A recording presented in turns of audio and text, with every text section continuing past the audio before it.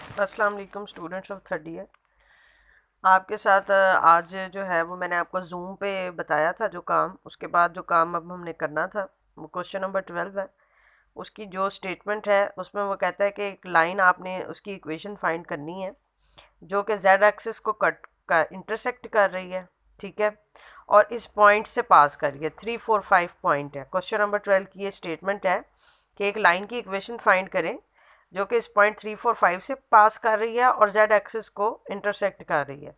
तो उस लाइन की इक्वेशन अब हम फाइंड करते हैं।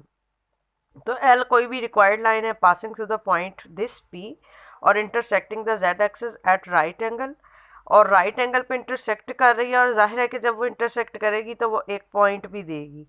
तो जो ये पॉइंट होगा ना, ये 0, 0, 5 होगा, क्योंकि इस पे जेड पे आप देखिए एक्स और वाई तो 0 होते हैं, तो जेड कोऑर्डिनेट वो वही लेगा, इस पॉइंट से 5 लेगा, ठीक है, इस पॉइंट वाला, क्योंकि दोनों पॉइंट एक ही लाइन पे लाए कर रहे हैं। तो अब ये जो लाइन है, अगर अगर इस ये पॉइंट भी आ जाता है जेड एक्सिस पे, तो ये लाइन जो है ये 2 पॉइंट से पास कर रही है, ठीक है। तो हम इसके लिए 2 पॉइंट फॉर्म यूज़ करेंगे अब इस लाइन के लिए, यूजिंग 2 पॉइंट फॉर्म। ये आपने सेकेंड ईयर में ये फॉर्म पढ़ी हुई है। 2 पॉइंट फॉर्म यूज़ करेंगे लाइन की। इसके लिए सिमेट्रिक नहीं हम यूज़ कर सकते, क्योंकि सिमेट्रिक के लिए डायरेक्शन एंगल्स, डायरेक्शन रेशियोज़ की ज़रूरत पड़ती है, और वो यहाँ पे हम नहीं निकाल सकते। हमारे पास यहाँ पे 2 पॉइंट्स हैं, तो हम वो 2 पॉइंट फॉर्म ही यूज़ करेंगे। तो उसके लिए आप ये देखें कि x-x1, x2-x1, y-y1, y2-y1, z-z1, z2-z1। तो ये हमारे पास 2 पॉइंट फॉर्म है। तो उसमें हमने पॉइंट्स दोनों जो हैं वो पुट कर दिए। x1, y1, z1 की जगह पे आप पुट करेंगे 3, 4, 5, और x2, y2, z2 की जगह पे आप फाइंड करेंगे 0, 0, पुट करेंगे 0, 0, 5। x2, y2, z2 आपके पास क्या है? 0, 0, 5। x1, y1, z1 आपके पास क्या है? 3, 4, 5। तो वो जब आप पुट करेंगे तो आपके पास ये फॉर्म बन जाएगी, और इस फॉर्म को फिर आप जो है वो इस तरह से लिखेंगे, क्रॉस मल्टीप्लाई कर देंगे इसको, इनको इसको इसके साथ कर देंगी, इसको इसके साथ आप मल्टीप्लाई कर देंगी, ठीक है।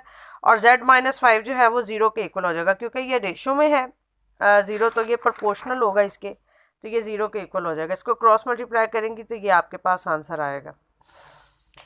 उसके बाद जो क्वेश्चन नंबर 13 है ना, उसमें वो कहता है कि 2 लाइंस की आपको इक्वेशंस दी हुई हैं, ठीक है। आपने शो करना है कि ये दोनों लाइंस जो हैं वो एक कॉमन पॉइंट पे इंटरसेक्ट कर रही हैं, ठीक है।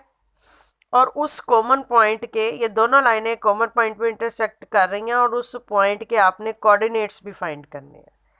अब आपको एक लाइन इस तरह दी हुई है बुक में, और दूसरी लाइन आपको इस तरह दी हुई है।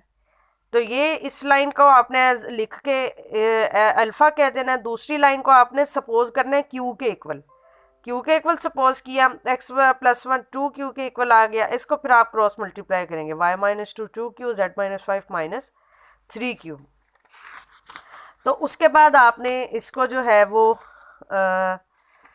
इस तरह आपने कर दिया, x2q-1, y2q+2, z-3q+5। उसी तरह जिस तरह आपने अल्फ़ा लाइन कही थी ना, आपने जिस तरह से अल्फ़ा बोला था ना लाइन को, उसी तरह से अब आपने इसको 1 उधर ले जाके माइनस कर देना है, 2 उधर ले जाके प्लस, 5 उधर जाके प्लस कर देना है आपने, वो बीटा हो जाएगी, ये बीटा हो जाएगी। अब सपोज करें कि बोथ लाइंस जो हैं अल्फ़ा और बीटा, सपोज करें कि इंटरसेक्ट करती हैं इस पॉइंट पे। हमने यही फाइंड करना है ना, हमने यही शो करना है कि ये वाकई इस पॉइंट पे इंटरसेक्ट करती हैं, और फिर हमने उस पॉइंट के कोऑर्डिनेट्स फाइंड करने हैं।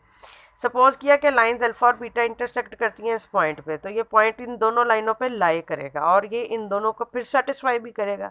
यानी कि एक्स वाई जेड की जगह पे आपने अब इस पॉइंट के कोऑर्डिनेट्स x0, y0, z0, ये पॉइंट P है,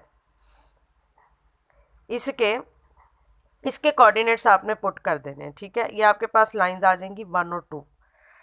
तो अब उसके बाद आपने क्या करना है, दोनों को कंपेयर कर लेना है, क्योंकि दोनों x0, y0, z हैं, दोनों को अब आमने सामने रख के आपने इनको कंपेयर कर लेना। आमने कंपेयरिंग आपने लिखना है 1 और 2। कंपेयर आप करेंगी तो फिर आप इसको इधर ले जाके प्लस माइनस, उधर से इधर ले जाके प्लस माइनस कर देंगी, तो आपके पास जो है ये 3, 4 और 5 आएंगी ये, ठीक है। सॉल्व कर लेना आपने, इधर से इधर ले जाना है इनको, इनके सम और सब्ट्रैक्शन करके जो आपने 3 को 1 में ऐड किया 4, इस तरह से आपने इनको सिंप्लीफाई करके तो आपके पास जो आएंगी इक्वेशंस वो 3, 4 और 5 आएंगी।